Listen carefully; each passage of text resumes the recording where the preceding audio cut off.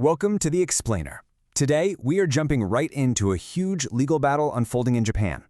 We're going to use the source material to break down a government action that some are calling an attack on a basic human right.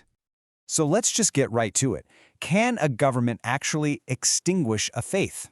I mean, that's the massive question at the heart of the source material we're looking at today. It's examining the Japanese government's unprecedented move to dissolve a major religious organization. And the argument we're going to explore is that this isn't just some legal procedure, it's a fundamental challenge to freedom itself. Okay, so to really get what this argument is all about, you have to go back in time. We need to understand why religious freedom is protected so fiercely in Japan's constitution. This wasn't just a right that someone wrote down on paper. It was forged in the fire of a really painful history.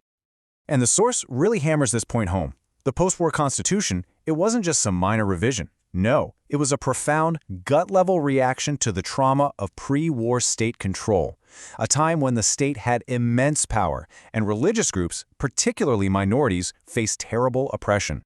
And that leads us to this incredibly powerful line from the Constitution itself: the fruits of the age-old struggle of man to be free. Think about that for a second. The source points out that these rights aren't seen as something the government gives you. They're framed as the hard-won victory of a global historical fight for liberty. That places these rights above the state. And this slide just lays it out so clearly. You can see the massive shift. Under the old system, your rights were kind of secondary. You had duties as a subject first. But now, it is the complete opposite. Your fundamental rights are the bedrock, and the state's power is limited by them. The whole power dynamic was flipped on its head. So what does this permanent right to religious freedom actually mean in practice? Well, the source breaks it down for us into three core interconnected components. You can think of them like the three legs of a stool, holding up the entire structure. Okay, so you've got the freedom to believe whatever you want, right? That's pillar one. Then you have the freedom to actually practice that belief. Rituals, worship, you name it. That's pillar two. But the source says, look, it's this third one. The freedom to get together, to form a group. That's the real linchpin in this whole legal drama.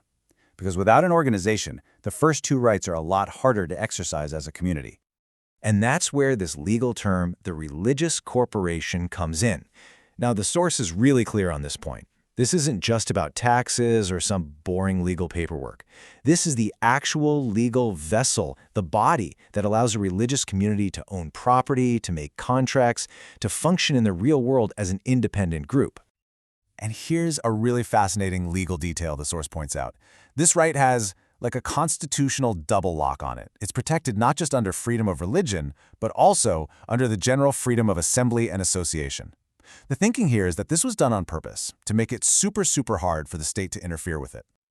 Okay, so with all that history and legal framework in mind, let's turn to what the government is actually doing now and see how the source text builds its direct challenge against this unprecedented order. This is where the past really crashes into the present.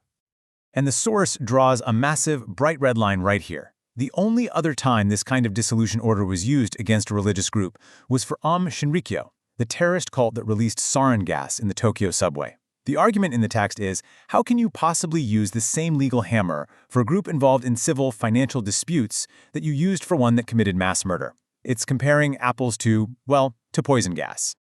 So starting from that huge distinction, the source text methodically lays out its entire case against the dissolution order. It presents 5 specific constitutional tripwires that it claims the government has crossed. Let's walk through them one by one because this is really the meat of the argument. All right, number 1, this is a direct attack on the right to associate. The source says this isn't about punishing a few bad actors. It's about dismantling the entire community. It's taking away the legal framework that lets them exist as a group, effectively breaking them apart. Second, it's about blurring some really important legal lines. The source argues that civil torts, which are basically private legal fights between people over money, are being used to justify an extreme state action that was designed for serious crimes against society. It's a dangerous precedent, the text warns, that threatens the rule of law. Third, there's this key legal idea called proportionality. Basically, the punishment has to fit the crime, right? The source points out that there are already newer, more specific laws designed to help victims of these financial disputes. So it asks, why jump straight to the nuclear option, dissolution, instead of using the more precise tools you already have? Number 4 is about the state staying neutral. The Constitution says the government has to stay out of religious affairs, but the source claims this whole thing was rushed through for political reasons, maybe to score some points with voters. And if that's true, that's a major breach of the state's duty to remain neutral. And finally, number 5. The source claims this is just plain discriminatory. The argument goes like this. Would the government dare do this to a larger, more politically powerful religious group for similar issues?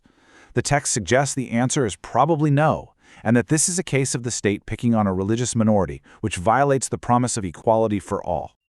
So, when you put all 5 of those challenges together, what's the big picture here? What's the ultimate takeaway from the source's detailed legal analysis? It all boils down to a fundamental question of balance. At the end of the day, the source concludes that this order is unconstitutional on multiple fronts. But it's about more than that. The argument is that this isn't just about one group, it's a warning sign. It's a dangerous step back towards that very same state overreach that the post-war Constitution was so carefully written to abolish forever. And that leaves us with the really tough question that this whole debate hinges on. It's a balancing act every modern democracy has to deal with.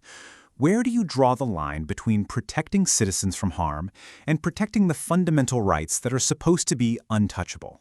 And maybe more importantly, what happens when that line gets crossed?